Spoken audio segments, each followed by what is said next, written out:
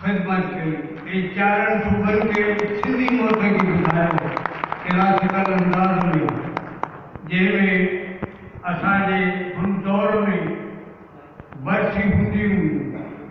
उस्ताद असांजो तबले नवाज़ कादर बख़्श खान उनजी वर्सी हूंदी हुई। मुंहिंजे बाबे जेको उस्ताद सिंगारणी सलीम जो वॾो भाउ ऐं पहिरियों उस्ताद हुयो, मुंहिंजे बाबे पंहिंजे भाउ खे चारनि सूबे में ॻाल्हायो ऐं इहो ॿुधायो कि सिंगारणी सलीम हर फन खे, हर मौसीक़ी खे ॼाणींदो। चाचो सिंगारणी सलीम फारसी भी पढ़ियल हुयो, सिंधी भी पढ़ियल हुयो ऐं जेकी असांजी मेवाती ज़बान आहे, जंहिंजो असांजो घराणो आहे मेवात घराणो, उनजो हिकिड़ो वॾो शाइर भी हुयो चाचो सिंगारणी सलीम।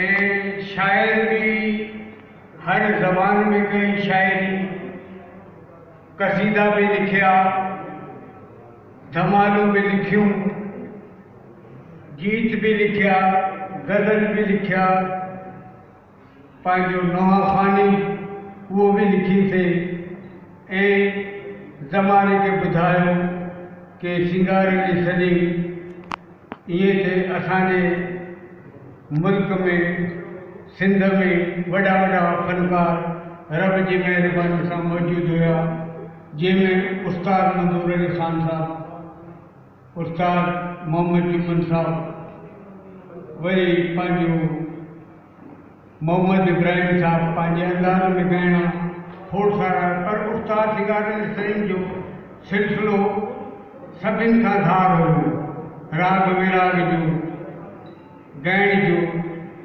हिकिड़ो पंहिंजो मनफरद अंदाज़ हुयो। त रब जी महिरबानी आहे ऐं मुंहिंजे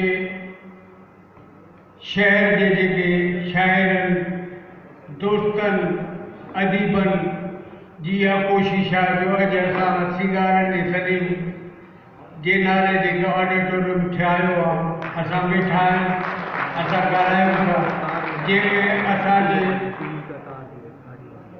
शाइर अदल सुमरे साहब, असांजो शाइर अयार साहब, दरगाही साहब ऐं प्रेस जी वॾी असां सां उहो हिम्मत रही आहे, असांजी हिम्मत अफ़ज़ाई कई आहे, जंहिंमें वॾो करेक्टर आहे जनाब मुमताज़ बुखारी असां सां वॾी इन जद्दोजहद में शामिल हुया। ऐं मुंहिंजो भाउ सईद बज़मी, इन सईद बज़मी जो सिलसिलो सभिनि खे ख़बर आहे कि सईद बज़मी इन सिलसिले में वॾी महिनत कई थी। अॼु उहा असां में न आहे, मां चवां थो कि उनजे लाइ दुआ जा हथ खणनि त हू असां में मौजूदु आहे। अल्हम्दुलिल्लाह अल्हम्दुलिल्लाह। उस्ताद सिंगारणी सलीम भी मुंहिंजो भाउ बि अल्हम्दुलिल्लाह।